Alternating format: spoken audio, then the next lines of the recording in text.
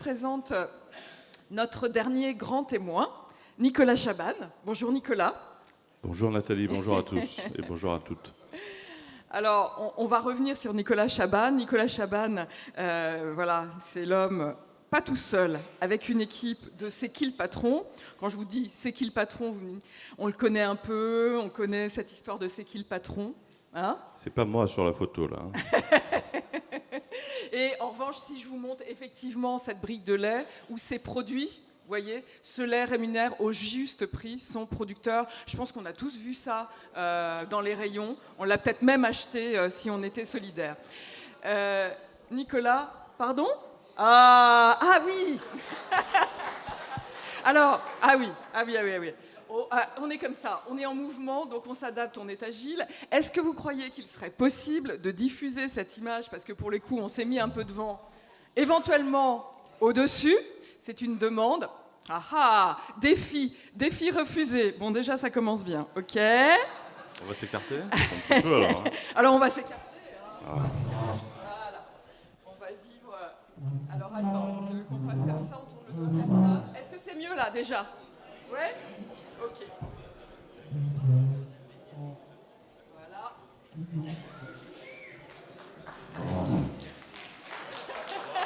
Alors là, ils n'ont plus rien. Bon, ok. Et puis alors, pendant que j'y suis, est-ce que vous auriez la gentillesse, parce que apparemment, elle n'est pas restée assez longtemps, de repasser celle avec Monsieur Duchemin sur les abeilles. Hein, c'était ça la demande. Oui, bien sûr. Alors, elle va revenir.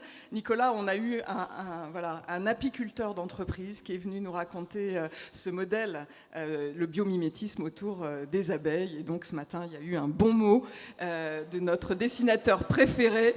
Voilà, donc ça, c'est Henri. Et voilà, donc vous êtes... Ouais, on peut l'applaudir, il est là, il est derrière. Et il va continuer de nous croquer. Alors, Nicolas, je disais que vous étiez arrivé hier soir. C'est un peu une première pour vous, une première immersion avec les personnes de cette assemblée. Comment vous avez vécu ça ? C'est un vrai plaisir. Déjà, le repas hier, je pense que beaucoup d'entre vous y ont participé, c'était un repas chantant, joyeux. On était à la table d'ailleurs du talentueux dessinateur. J'ai pu rencontrer Sylvie. Ouais. J'ose pas imaginer, parce que c'est tellement réussi l'organisation, j'ose pas imaginer ce que ce serait si elle était sur ses deux pieds. Bravo Sylvie. Et voilà, donc c'est un vrai bonheur et très sincèrement, c'est un plaisir parce qu'on se connaît aussi. Et puis évidemment, quand on parle des valeurs qui ont permis ce succès, on est presque un peu spectateur de ce qui s'est passé. Je vous raconterai l'histoire. On retrouve beaucoup de valeurs qui structurent, organisent votre action. Et ce pont est touchant à chaque fois parce qu'on se dit que la bienveillance, la solidarité, le respect, c'est une énergie irremplaçable pour trouver des solutions, et notamment des solutions durables. Alors, c'est qui le patron ? C'est quoi cette initiative ? Et quelle est l'origine ? Alors, c'est quoi déjà, peut-être pour rappeler à tout le monde ? Alors, c'est qui le patron ? C'est pour refaire un petit bout d'histoire, vous avez au départ une initiative, on s'est occupé d'abord du gaspillage alimentaire, en créant cette initiative qui permettait de sauver les fruits et légumes moches, les petits défauts d'aspect qui condamnent une nourriture parfaitement consommable parce qu'elle est sortie un peu du cadre. Une image rapidement là-dessus, oui. Chaque année, la nourriture, qui ne voit pas un estomac humain, alors qu'évidemment c'est sa destination première, remplirait le Stade de France à ras-bord. Voilà le gâchis en France et évidemment dans le monde. Et donc, quand on s'occupait de cette initiative, le ministère en question, à l'époque c'était Stéphane Le Foll, avait choisi de présenter à l'ONU cette initiative. Le New York Times en avait fait un article. Et puis le conseiller me dit, Nicolas, vous savez, dans l'actualité, évidemment, lutter contre le gaspillage, c'est important, mais il y a également cette souffrance, mais phénoménale, qu'on n'imaginait pas, des agriculteurs, des producteurs. Ce chiffre terrible d'un producteur aujourd'hui tous les 2 jours en France met fin à ses jours. Quand on comprend pourquoi, je l'ai appris en 2 ans, quand vous êtes la 5e génération d'une famille et que vous êtes fier d'être producteur agriculteur et que ça va très mal et que c'est pas parce que vous travaillez pas, bien au contraire, hein, c'est 7 jours sur 7, Noël et jour de l'an compris, vous voulez pas être celui qui casse cette chaîne familiale et cette pression est terrible. Vous avez 80 vaches, vous connaissez le prénom de chacune de ces vaches. C'est humainement terrible. Et quand il évoque ça, il me dit, est-ce que vous auriez finalement peut-être une solution côté consommateur? Parce qu'on est structuré, et c'est le cas pour C'est qui le patron, à travers des coopératives. C'est-à-dire qu'on a créé un modèle qui ne génère pas de dividendes, qui ne ramène pas finalement un argent vers des actionnaires, mais qui est voté collectivement dans le cadre de décisions et d'actions collectives. Et ça donne une force, on va en parler, étonnante, puisque tout le monde comprend qu'il n'est pas en face d'une marque traditionnelle qui lui vaudrait finalement tous les services et qu'il choisirait ou pas en rayon. C'est une marque à mon échelle, je dois l'aider si j'ai envie de l'aider.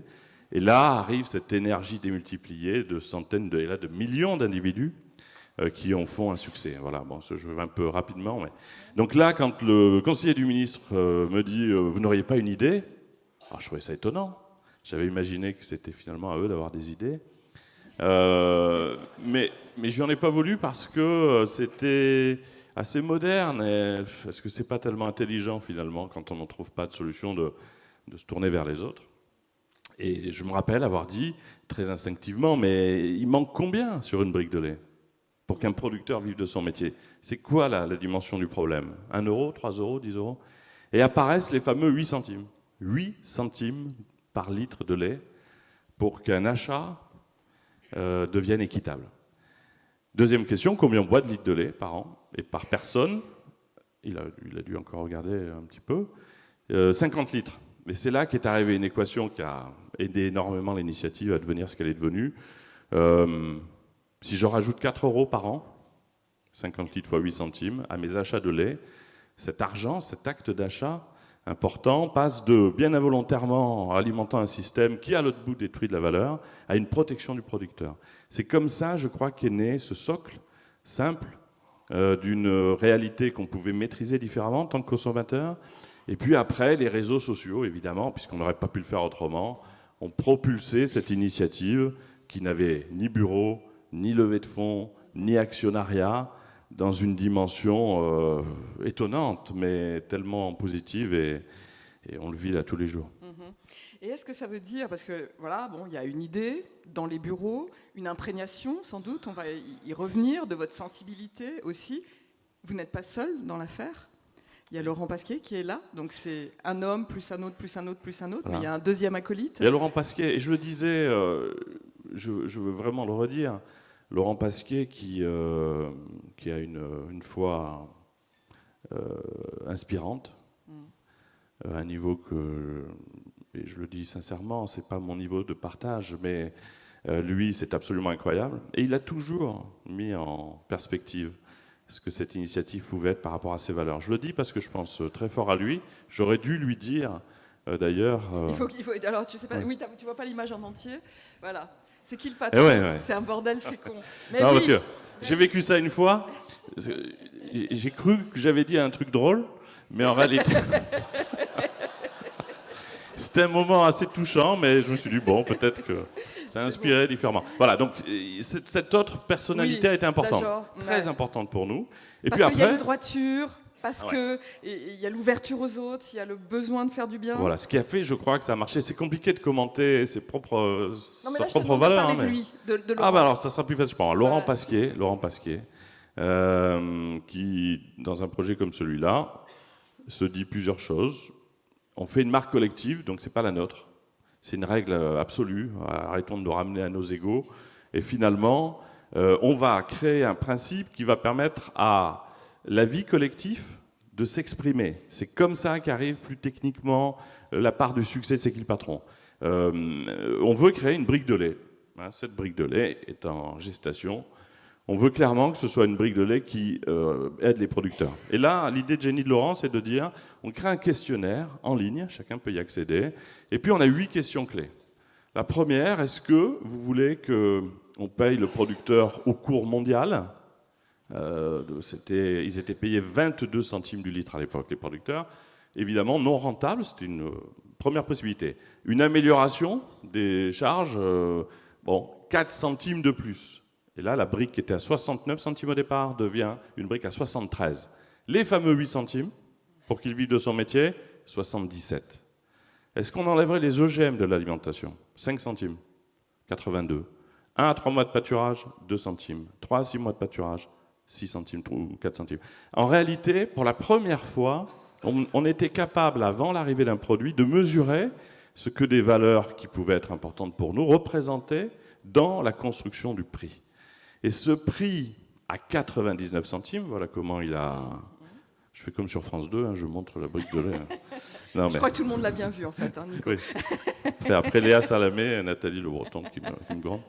Mais, et ces 99 centimes étaient finalement un prix... on était 29 centimes au-dessus des briques, Lactalis, etc. Ouais. Mais pour la première fois... je ne vivais pas ces 99 centimes comme une agression qui me donnait envie d'aller vers le premier prix. Ce prix était construit à partir de valeurs chères, de la qualité, de l'équité. Voilà. Et c'est comme ça qu'est arrivé, je pense, une part aussi du succès, parce qu'il y avait de la pédagogie dans la relation qu'on avait aux produits et aux producteurs. Alors, je rebondis tout de suite sur pédagogie, parce qu'effectivement, on a beaucoup entendu ici la volonté de dire ce qu'on fait et de faire ce qu'on dit. Et moi, je suis frappée par le logo qui dit les choses. Donc, il y a un changement de paradigme, c'est-à-dire d'un seul coup, on s'intéresse non pas à gagner de l'argent sur ce qu'on est en train d'acheter pour nourrir nos enfants ou nous nourrir, mais on s'intéresse à la personne qui est derrière, à la qualité du produit, etc. Et dire ce qu'on fait, faire ce qu'on dit. Oui, alors, parce qu'évidemment, quand on a imaginé la brique, la grande distribution nous a dit, vous savez... entre ce que les consommateurs disent et ce qu'ils font. Il y a un tel écart. Et en réalité, ils avaient oublié, et puis ils nous parlaient aussi d'études qu'on n'avait pas suffisamment faites, de panels. On s'est dit finalement, il y a une chose qui peut être supérieure à tout ça, c'est le bon sens collectif. Cette notion qui nous rassemble, évidemment, est-ce que je veux que mon argent ne serve pas à quelque chose de bien ? Cette possibilité de s'assurer que cet acte d'achat, aujourd'hui, pour changer le monde, il y a plus rapide qu'un bulletin de vote.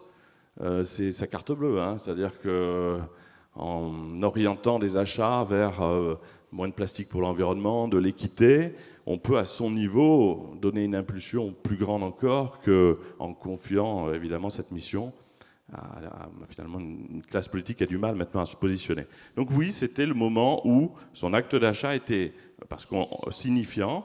Et là, tout le monde a découvert ça. Là, je me rappelle la grande distribution, on n'en revient pas. La jolie histoire se met en marche. Alors, les grands nous disent non, Lactalis, Scandia. Un homme extraordinaire, Emmanuel Vasnex, patron d'une laiterie familiale, dit c'est impossible qu'on ne le fasse pas, et c'était tellement risqué pour lui. L'histoire se met en marche, 80 familles de la région de Mâcon, il leur restait 2 mois avant de mettre la clé sous la porte, se mobilisent et deviennent fournisseurs de ce lait. Et dès le premier mois, alors qu'on rêvait de 5 millions de litres par an, 1 million de litres sont vendus. Et là, il y a une part du mystère qui aujourd'hui s'éclaire un peu. 1 million dès le premier mois, on rêve de 5 millions la première année, 33 millions de litres sont vendus. Ça devient la marque nouvelle la plus vendue de l'histoire de l'agroalimentaire. Aujourd'hui, plus de 100 millions de litres, des milliers de familles aidées, et pas de pub à la télé, pas de campagne de pub, même s'il y a eu beaucoup d'articles, et pas de commerciaux dans les magasins. Je parle de ces chiffres pour le symbole, évidemment, qu'ils incarnent. C'est-à-dire que vous avez une marque, 2 consommateurs, en coopérative, sans grand bureau, 100 millions d'euros, qui génère des résultats plus grands que tout ce que le monde agroalimentaire avait pu faire depuis des années. Et c'est là où la magie opère.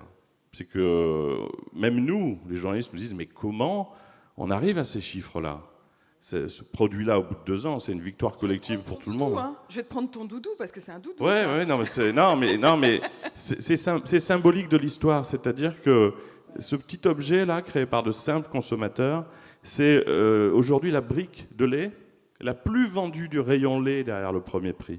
C'est-à-dire qu'un produit équitable porté par des consommateurs, est un succès. Le beurre bio, ça a été la même chose. Donc voilà, comment de simples consommateurs, avec leur bon sens, leur volonté d'être solidaires, le relais qu'ils mettent dans l'histoire, des petites histoires incroyables. Michel-Édouard Leclerc qui un jour me dit mais on comprend pas comment ça se vend aussi bien. Vous n'avez pas de commerciaux, pas de programme de publicité. On voit les chiffres, on voit le. Mais récemment, j'ai quelqu'un de la région de Lyon qui m'a remonté une information. Il paraît que vous avez des consommateurs qui refont les facings en rayon. C'est-à-dire qu'ils réorganisent le rayon. Ils agissent directement. Voilà. Et donc, mais pour un directeur de magasin, il n'en revenait pas. Ils ont interpellé cette dame, il y en avait partout en France. Elle a dit, mais je suis cliente de votre magasin, j'ai créé cette brique de lait, je vous demanderai d'ailleurs de la mettre plus bas, parce que là j'ai du mal à l'attraper. Et évidemment, cette force qu'on n'attendait pas, de chaque individu reprenant sa part de l'histoire, à la façon des colibris de Pierre Rabhi, a amené une force phénoménale. Nous, on avait créé l'impulsion de départ, et c'était finalement un immense succès collectif qui faisait beaucoup de bien aux producteurs. Redevenir acteur. Voilà, et alors, on en parlait hier pendant ce repas passionnant aussi avec Sylvie et les invités autour de la table. Ce que vous faites est extraordinaire. En écoutant Pascal Banon, et puis ce qu'on se disait hier, il y a ces milliers d'heures bénévoles, cette richesse incroyable dans tout domaine qui s'exprime. Les gouvernements ont un peu de mal à reconnaître la réelle dimension de ce que c'est. On sait qu'un gouvernement, un pays tomberait si on enlevait cette part de bénévolat. Bon.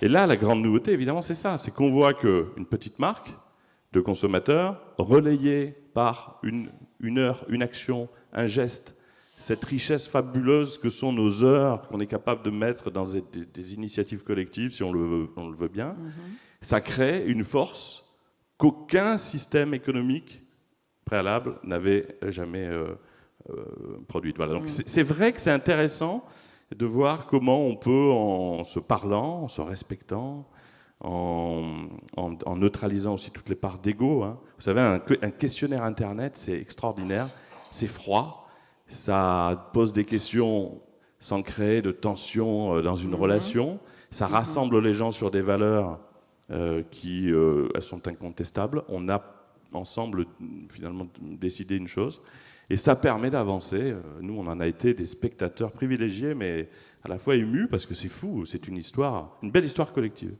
Oui, et ça n'a rien de magique. Vous dites magie, mais c'est votre part d'humilité avec toute l'équipe qui est derrière. Ça n'est pas la magie. Je vais quand même maintenir ce mot parce qu'il faut imaginer, aujourd'hui on est 15. Il y a 20 produits en rayon, c'est des chiffres, encore une fois, jamais vus. Alors sur France Inter, un jour, on m'a dit « Mais comment vous expliquez ça ?» Alors, je ne pouvais pas, j'avais pas de recette. Très humblement, je n'ai pas un jour imaginé une stratégie qui serait passée par un tel et tel chemin. La magie, s'il y en a une, c'est ce fameux équilibre du projet, qui n'a pas été créé par une famille de gens dans une salle de réunion, imaginant une stratégie en disant on va mettre un point d'équilibre ici et on va espérer qu'il soit le bon. On a laissé, n'ayant pas les moyens d'ailleurs de faire autrement, cette agrégation d'énergie, de bonne volonté autour du projet se faire. Un point d'équilibre est apparu qu'aucune réflexion n'aurait pu finalement positionner. Ce point d'équilibre, il bouge en fonction de l'arrivée de nouveaux partenariats, de nouvelles personnes.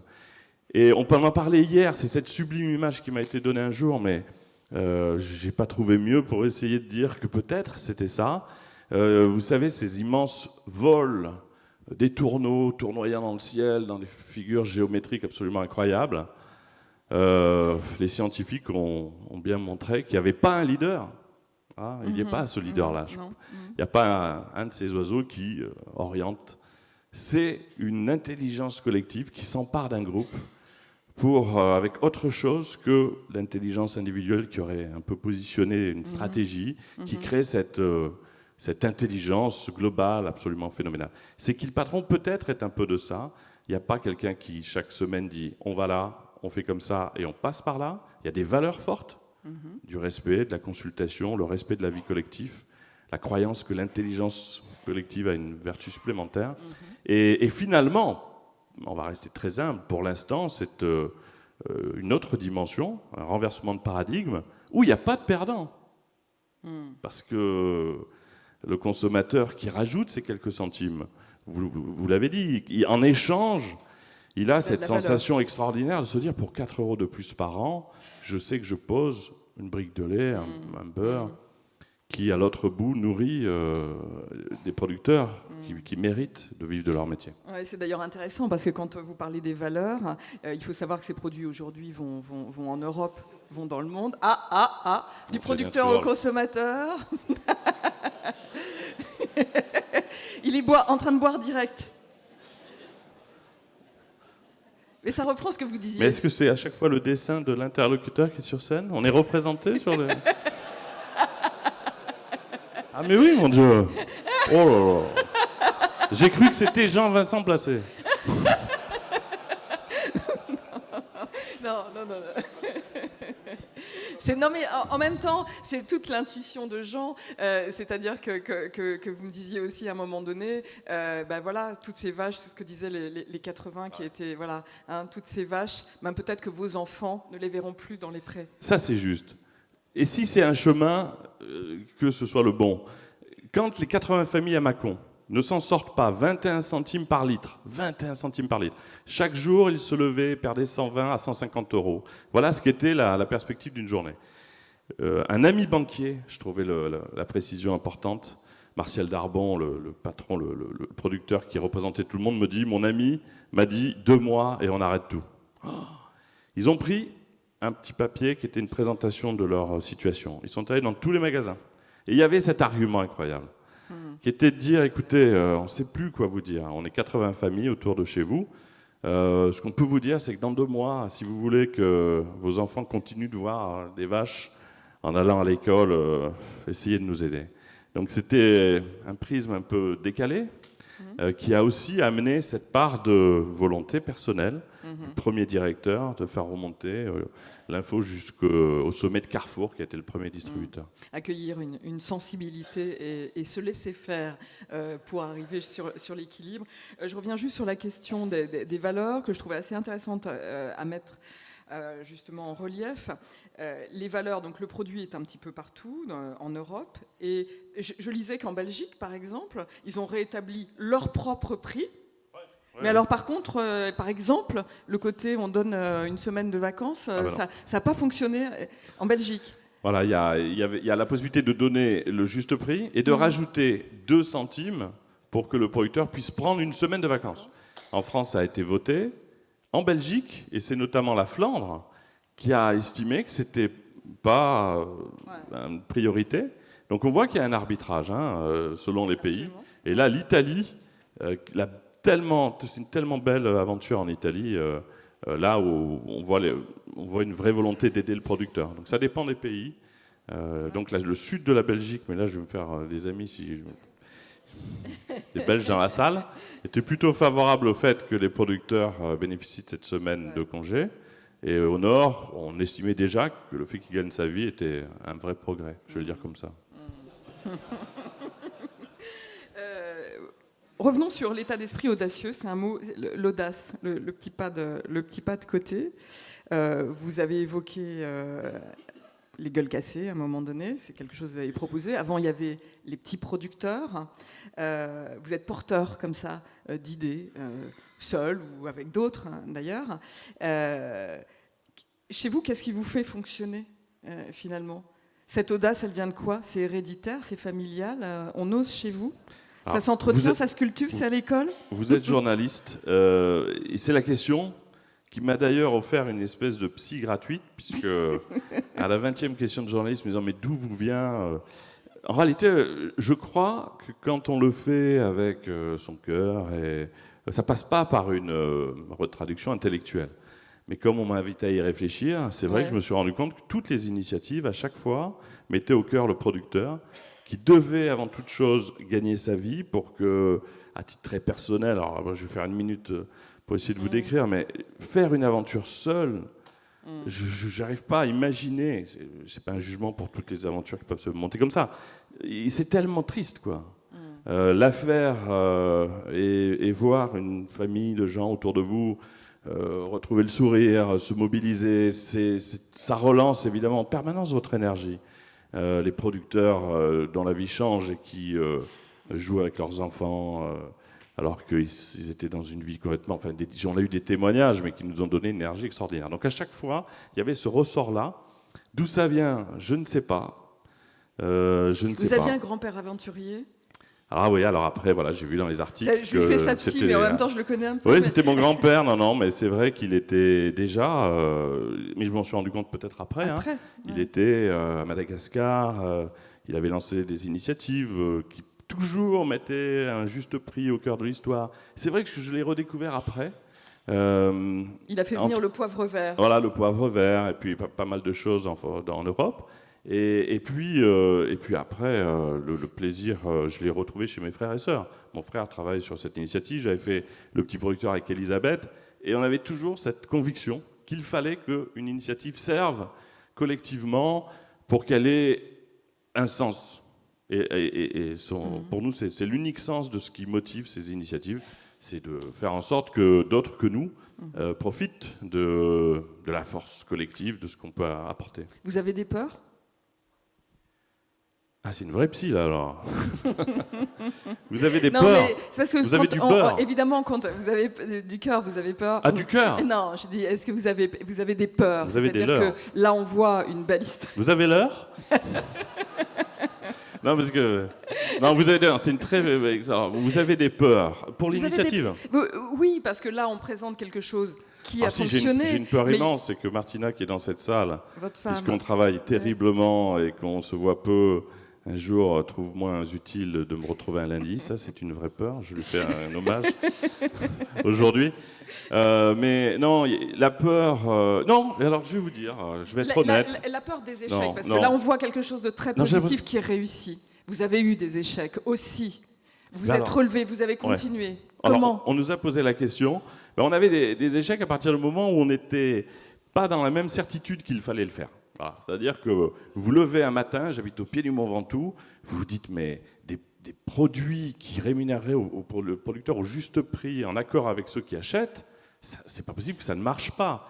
Vous vous retrouvez en face d'un interlocuteur, un patron de Carrefour, vous essayez de lui parler de ce qu'il est en tant que père de famille, avant de lui parler dans sa posture d'acheteur, en lui disant, mais... Et d'ailleurs, on renversait la question. On ne disait pas, on a un projet à vous proposer, je lui disais, une brique de lait, 4 € plus cher par an, qui aiderait des producteurs. Déjà en tant que père de famille, est-ce que vous pensez que c'est une idée qui pourrait fonctionner ? Oui, bien sûr. On était sur autre chose qu'une présentation du dossier avec des prix qui seraient passés dans la moulinette de sa vision d'homme de chez Carrefour.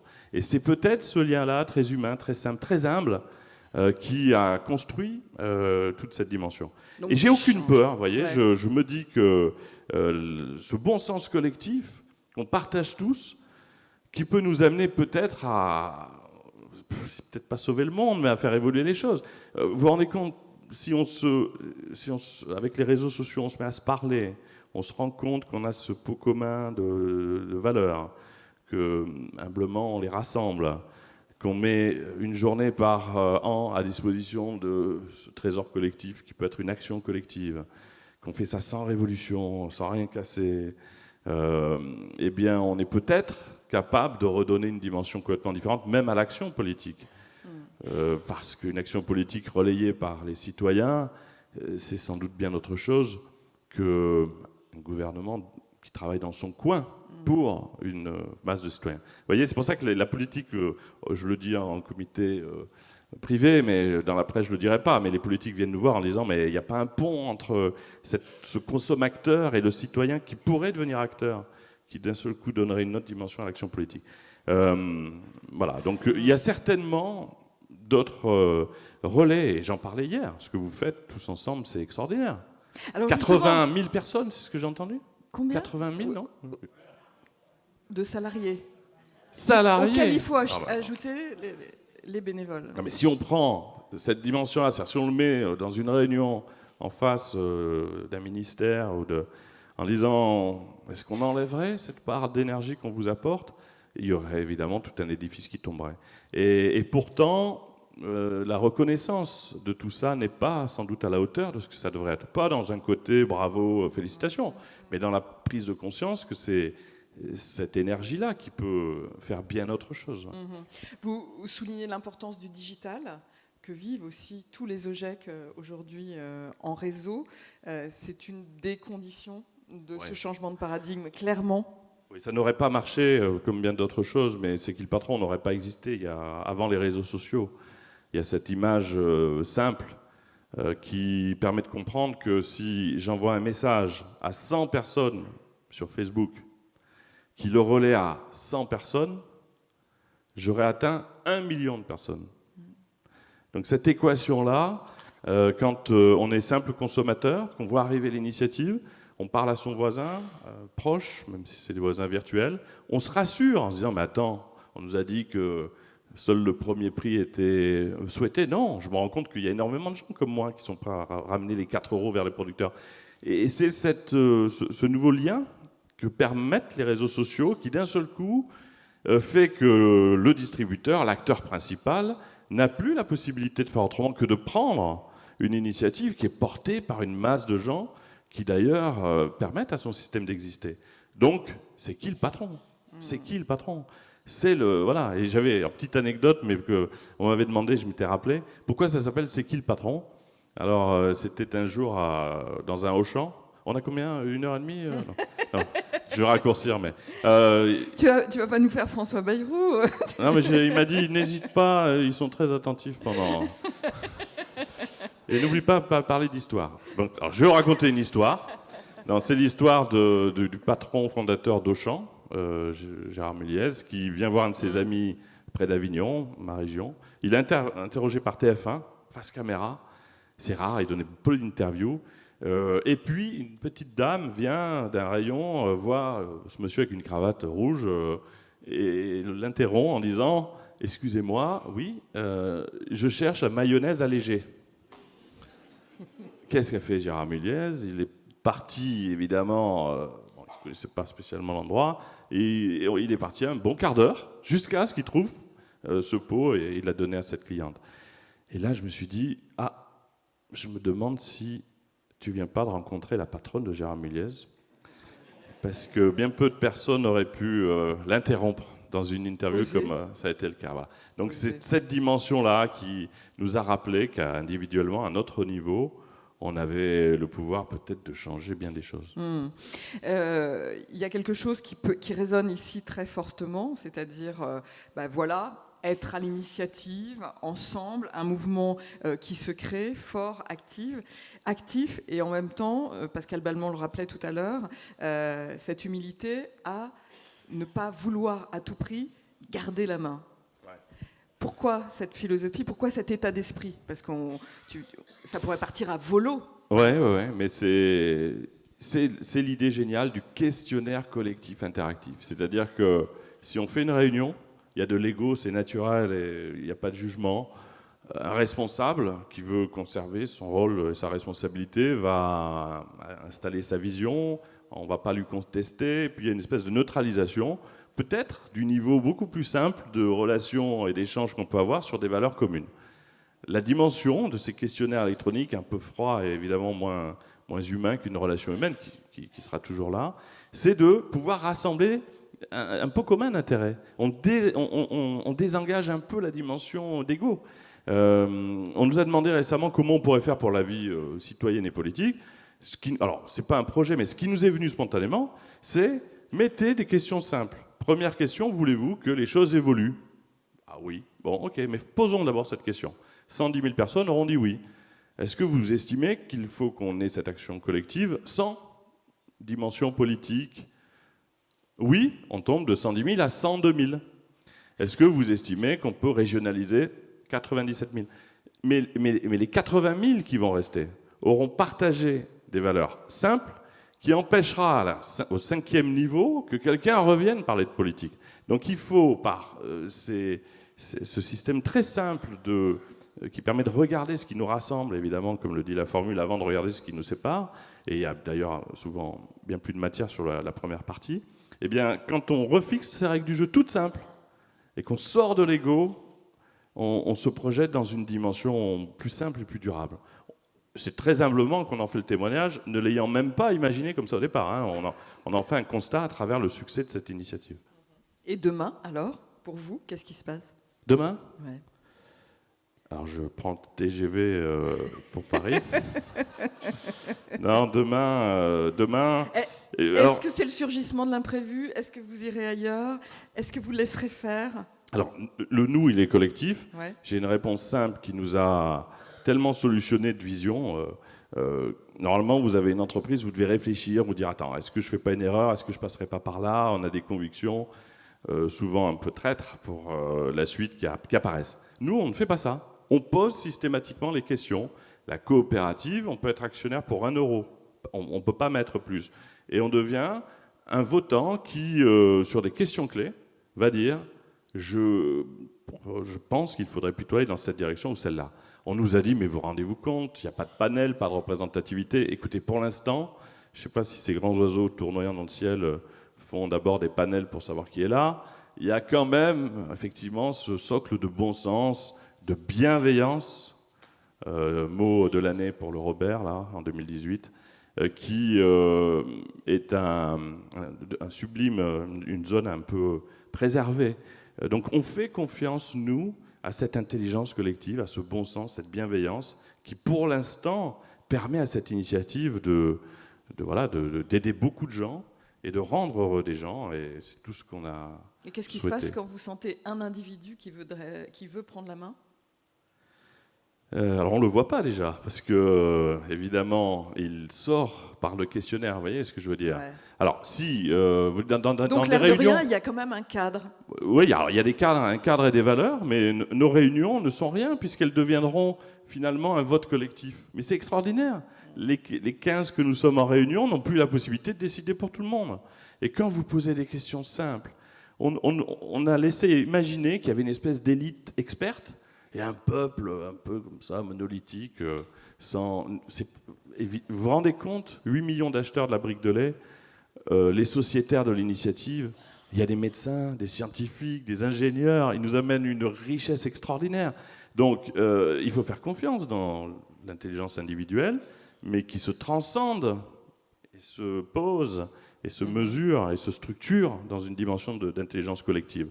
Donc on l'a fait comme ça. On n'a pas d'aigreur, on ne ressent pas. Peut-être que celui qui ne voulait pas se met de côté, tout seul, avant de créer un traumatisme au milieu des autres. Voilà. Enfin, j'essaie de réfléchir parce que c'est un recul qu'on prend sur l'initiative, mais on l'a fait très spontanément, telle qu'elle était et telle qu'on l'espère, elle restera. Dernier mot, on a entendu Pascal Malman nous parler de la responsabilité en partage. Ça parle chez vous, justement, par rapport à votre initiative? Oui, mais j'ai écouté attentivement, et c'est très juste ce qui a été dit. Ce qui m'est venu en vous écoutant, c'est que on se rend compte, il y a une notion de peur, effectivement. Le responsable a peur d'abord de ne pas être à la hauteur, donc il a tendance à se rassurer lui-même, et quelqu'un qui s'auto-rassure et s'auto-convainc, ça peut être terrible. Des gens en face l'accompagnent, sans pouvoir forcément partager. Et c'est là où c'est pas simple, dans ce rapport permanent et humain, de construire les choses, même si évidemment on peut faire de belles réussites. Donc peut-être qu'un jour on vous présentera une façon étonnante qui permet de demander à une famille de gens de décider d'une orientation. Et en ayant cet avis et cette prise en compte d'un avis collectif, vous bénéficiez instantanément de la capacité de la personne qui a apporté cet avis à vous aider. Vous n'êtes plus seul. Il y a une considération, évidemment, individuelle. Et c'est ce qu'on a vécu. Une fois qu'on m'a écouté, je peux prendre un peu de temps pour aller aider une initiative qui m'a respecté dans ma capacité à apporter ma part de choix. Alors tout ça se fera doucement, Le monde électronique a encore du temps, et il ne faut pas déshumaniser évidemment la part importante, mais c'est intéressant de voir et de laisser arriver ce soutien d'une autre dimension que sont les réseaux sociaux, le digital. Voilà. Il ne faut pas aller trop vite, mais c'est une bonne nouvelle parce que le jour où on se structure comme ça, encore une fois, on n'a pas juste l'avis de millions de gens, on a l'énergie, l'adhésion et la capacité de soutien de millions de gens. Donc c'est gagnant-gagnant. Merci pour cette belle conclusion. Merci de votre disponibilité, Nicolas Chabannes.